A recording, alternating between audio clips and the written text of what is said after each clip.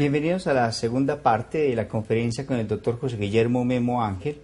En esta segunda parte de la conferencia acerca de las humanidades y las competencias, vamos a tratar el tema de la ética social y la ingeniería. Para comenzar, recordemos que en la obra de Aldous Huxley, sobre un mundo feliz, el autor intenta establecer un comportamiento igual de todos los individuos, donde los individuos consumen lo mismo, producen de igual manera, donde todo es repetitivo. Y la preocupación del autor es que lograr la felicidad o el alcance de la felicidad está en que todos los individuos puedan consumir justamente lo mismo y tengan acceso a los mismos bienes. Ese concepto va a ir en contravía de lo que podemos llamar nosotros el principio de libertad, el principio de espontaneidad del individuo, la capacidad que tiene un hombre de sentir y ese sentir poderse solidarizar con otro en su sentir, reconocer las diferencias, hacer productos que incentiven la diferencia. Pues la economía se basa más que todo es en la diferencia, no en la igualdad. La economía evoluciona y la vida evoluciona es justamente en la diferencia. Y es allí donde los individuos comienzan a entender al otro desde su particularidad, desde su individualidad. Entonces, en la obra de Aldous Huxley se intenta casi que alcanzar la felicidad cuando los individuos todos consumen lo mismo, actúan de la misma manera, y ello puede ser un síntoma de una sociedad que puede llegarse a estancar, de una sociedad que no se desarrolla. Es pues el principio de la diferencia lo que marca el desarrollo de las sociedades, el desarrollo de las comunidades, el desarrollo de la economía. Es ahí el problema que nos intentamos abordar en esta segunda conferencia acerca de ética social y el papel del ingeniero. Bienvenidos. Dentro de la obra de Aldous Huxley, el pensar de que yo soy civilizado porque fijo toda mi vida en el uso de la tecnología y uso lo que todos los demás usan. Es decir, es un problema inclusive desde la misma ética social, que se cree que los hombres pueden ser felices si todos disfrutan de los mismos bienes. Si todos disfrutan de los mismos bienes, y no se considera que no es tanto el disfrute de la tecnología, sino del contacto con el otro, de una formación, de una conciencia social, de saber de que el otro existe y que por lo tanto yo debo de ser tolerante, debo de ser respetuoso, debo saber medir mis palabras, ¿cierto? Allí esto se pierde bajo ese desarrollo tecnológico en el cual el individuo queda absorto solo en sí mismo. Inclusive en la obra de Aldous Huxley, en ese último capítulo, John casi que genera una protesta, pero aunque John también está bastante contaminado, podríamos decir, por algunos principios ideológicos, y él no acepta esa sociedad en la cual todo mundo es igual, consume lo mismo, tiene los mismos bienes, que creen que la felicidad está solamente en ese tener de bienes, pero no son capaces de desarrollar una conciencia social. Y ahí es donde se plantea como una pregunta hacia el ingeniero. El ingeniero, como hombre ingenioso, como ser ingenioso, produce y mejora la tecnología, pero el papel de la cultura, el papel de la responsabilidad social del ingeniero debe de ser más importante que el hacer máquinas, que el diseño de nuevas máquinas. ¿O cómo lo ve usted, doctor José Guillermo Memo Ángel? A ver, la tecnología moderna es una tecnología que apunta a un control social muy grande. En la medida en que todo el mundo utilice las mismas máquinas, en la medida en que todo el mundo haga o produzca de manera similar, pues simplemente estará controlado por el sistema. el sistema sea el que sea, porque la derecha y la izquierda pues han tenido siempre esos sueños de gente sin libertad. Al controlar la libertad, controlo todo lo que toca con impuestos, producción, etcétera, etcétera, porque todo se espera que suceda dentro de unas normatizaciones X. En este momento, cualquier cosa importante que se esté haciendo en el mundo está por fuera de la tecnología. Ningún científico se atreve a sentarse en un computador conectado a desarrollar una fórmula especial. No, para eso tiene un pequeño cuaderno y lo está escribiendo a mano, porque es que a nadie se le va a meter en el computador, por nada del mundo. Entonces la libertad se está dando, hay gente que está trabajando en sistemas mucho más antiguos para no quedar presos del sistema tecnológico, porque el sistema tecnológico a la hora cierta es un Big Brother, me está manejando, ¿cierto? Que es un celular, alguien que lo vigila a uno. Ya el día de mañana, cuando todos los celulares tengan cámara, alguien llamará a la novia, muéstreme dónde está, muéstreme quiénes son sus amigos, etcétera, etcétera, y empezará pues toda una represión de la libertad de manera tremenda. Entonces el ingeniero, que es el que crea los ingenios, el que avanza en la tecnología, el que crea las herramientas para que haya más ciencia, tiene que pensar en tres conceptos fundamentales. Primero, el concepto de la diferencia. Un mundo de iguales se va al piso. O sea, los seres humanos necesitamos de alguna forma ser diferentes para demostrarnos hasta dónde somos capaces de llegar, qué es lo que somos capaces de hacer. Un mundo de iguales... ahora, el problema es que se iguala es por lo bajo. Porque no me puedo igualar por encima, porque no todo el mundo tiene las mismas capacidades o no tiene las mismas intenciones. Entonces todo el mundo quedaría igualado por debajo, que es por el consumo, ¿cierto? Que es como se busca, todo el mundo se iguala por la marca, se iguala por el consumo, pero eso no está exigiendo demostraciones de inteligencia, no está exigiendo demostraciones de sentido común ni nada por el estilo. Entonces lo primero es el concepto de esa libertad. Sin libertad no alcanzamos a desarrollar absolutamente nada, y es una de las tesis grandes de Amartya Sen para el desarrollo de un país. El país será importante si tiene libertades, porque permite todos los desarrollos diferentes. Si carece de libertades, pues nos iríamos al suelo. Hay un segundo elemento básico y es la preservación de la vida. La vida se vuelve o se acaba en la medida en que todo el mundo está en las mismas condiciones. Es lo que está pasando con las grandes extensiones de monocultivos para biocombustibles. En la medida en que todo Colombia se llene, por ejemplo, de palma africana o de caña de azúcar, y el día de mañana ya eso no se va a usar, ya esa tierra no sirve para nada. El pH se descontroló, se acabó y nos vamos a destruir. La vida solamente funciona en la diversidad, ¿cierto? Cuando uno coge un pedazo de humus de la tierra y lo analiza, tiene microbios de todas clases, bacterias de todas clases, ácidos de todas clases. Y los seres humanos hemos logrado desarrollarnos precisamente por la diversidad. Sin diversidad no haríamos nada. Entonces hay que pensar en la vida como lo diverso, y para eso hay que ser tolerantes. El tolerante es el que sabe las razones del otro, el intolerante es el ignorante del otro. Entonces vendría ese caso. Y tercero, que yo creo que es fundamental, hay que pensar en términos políticos.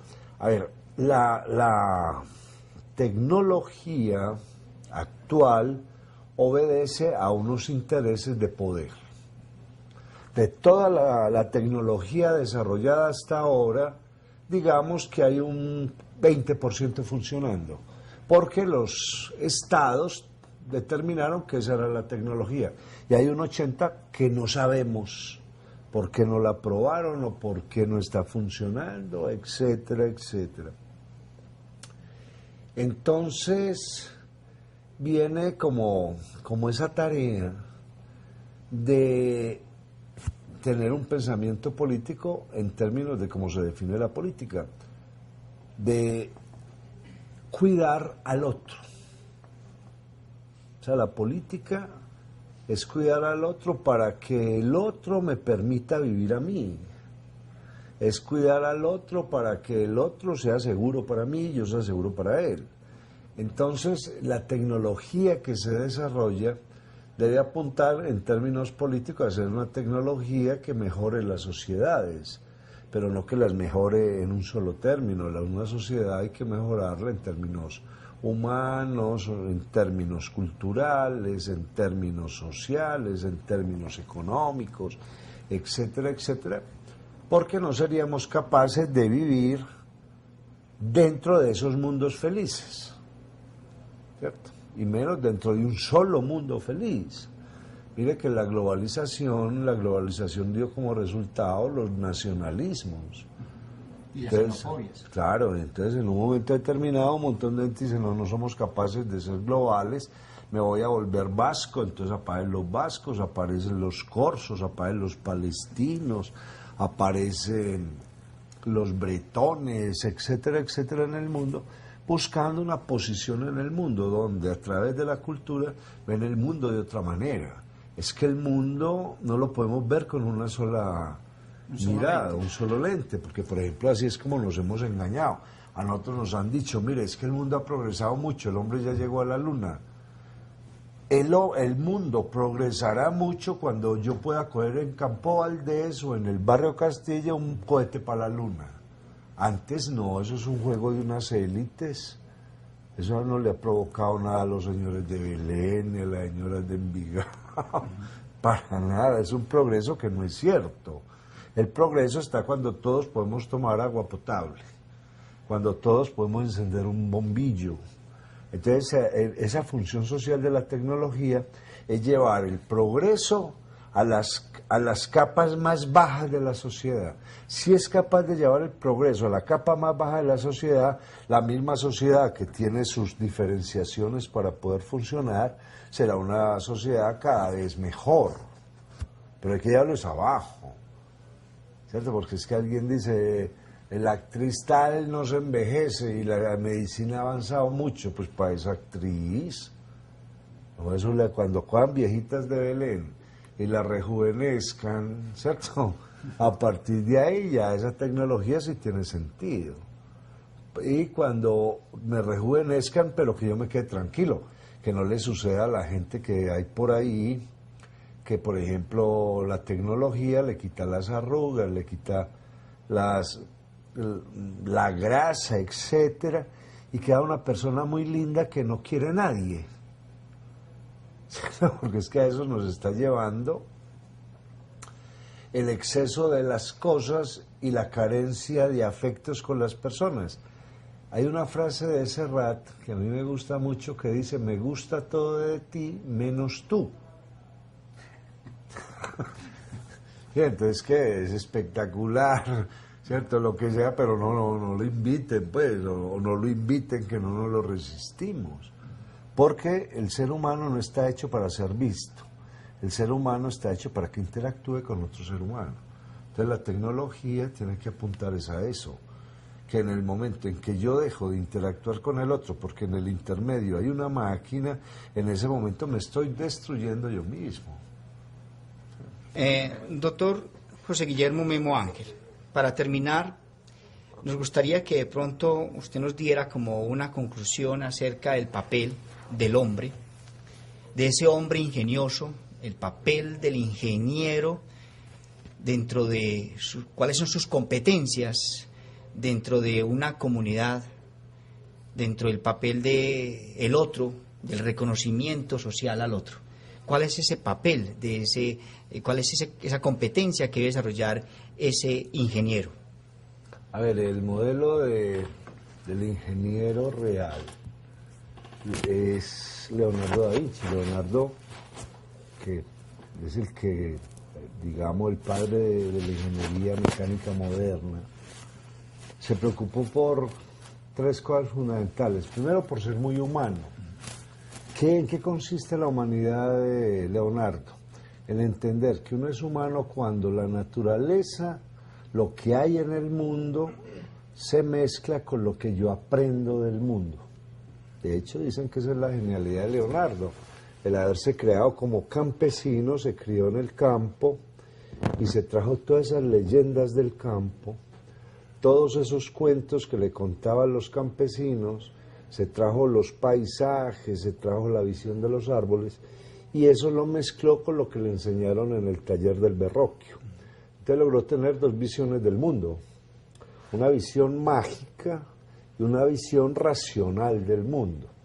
Eso es lo que se llama humanidad. O sea, una persona debe tener primero un pensamiento humanístico muy fuerte que lo lleve a imaginar, un pensamiento que le permita entender las distintas realidades que componen el mundo y a partir de ahí desarrollar una educación de los sentimientos, una educación sentimental, una educación estética, admitiendo que en el mundo hay de todo.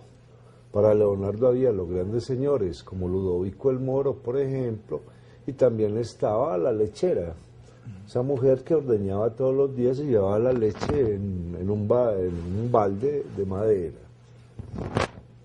Segundo, descubrir realmente la belleza. Hay una cosa que se nos ha olvidado a nosotros, ser un grandes buscadores de belleza. Alguien decía, ¿por qué Leonardo? La poesía, la pintura, la literatura, darnos permisos para sentir. Usted ahora lo decía, estamos en una sociedad de gente muy fría, de gente que siente muy poco, y al sentir muy poco convierte al otro en un objeto, en tanto que yo me tengo que dar el permiso de entender esa otra realidad que me permite saber que estoy vivo, y esa realidad me la empieza a dar la belleza. Entonces Leonardo es un gran pintor, es un gran anatomista, porque se va a preocupar por entender que la naturaleza es la que crea la máquina. O sea, el hombre no ha sido capaz de crear ninguna máquina que no haya visto antes en la naturaleza. Por eso Leonardo, que es ingeniero mecánico, es un gran anatomista, porque él dice, si soy capaz de hacer una máquina que se mueva como el brazo, que va a tener estas tensiones, que va a tener estos fluidos, etcétera, etcétera, soy capaz de hacer eso, ¿no? Entonces va a estar mirando la naturaleza para a partir de ahí copiar ese funcionamiento de la naturaleza y convertirlo en una máquina. Y por último, resolver problemas grandes, porque la gran tecnología es la que resuelve grandes problemas. Entonces Leonardo resolvió problemas disecando pantanos, por ejemplo. Entonces enseñó a disecar pantanos, volvió y recuperó una técnica que tenían los romanos, para todos perdidos. Se inventó unas máquinas para disecar pantanos, para hacer puentes más rápido. Lo que dicen que era una ametralladora no era una ametralladora, él lo que hizo fue una máquina para pelar ajos, porque había que resolver ese problema. Había gente que invitaba a comer a 300 y había que hacer la comida de 300. Por eso a Leonardo se le debe lo que se llama el Códice Romanov, que es un código de cocina y etiqueta. Cómo cocinar, cómo son las recetas, cómo utilizar un horno múltiple, y a pesar de que le estallaron hornos y todo, porque hace parte del ensayo-error, Leonardo se preocupó mucho por el bienestar del otro. Se preocupó mucho por el bienestar del otro. Y era un hombre tan impredecible, como se preocupaba tanto por el bienestar de la gente, que Francisco I de Francia, en los últimos días de Leonardo, le pagaba para que hiciera lo que quisiera, porque sabía que el ser humano no es predecible y sabía que en la vida aparecen muchas cosas que no están escritas. Por eso Leonardo en los últimos años de su vida se ganó la vida pensando y haciendo lo que quería, y lo que quería era embellecer el mundo, no más. Por eso cuando pintaba sus cuadros, detrás de todos los cuadros de Leonardo hay una composición geométrica tremenda. O sea, si somos geometría, si nos concebimos a partir de la geometría, podremos lograr lo más bello, y la tecnología me llevará a llevar lo más bello. Entonces, si secamos este pantano, podemos hacer un jardín. Para eso se secó el pantano. Es usar entonces la tecnología para construirnos como sociedad y no para individualizarnos. Agradecemos en nombre del Grupo de Ingeniería y Sociedad, le agradecemos al doctor José Guillermo Ángel por su conferencia sobre humanismo y competencias. Mil gracias, doctor José Guillermo Memo Ángel.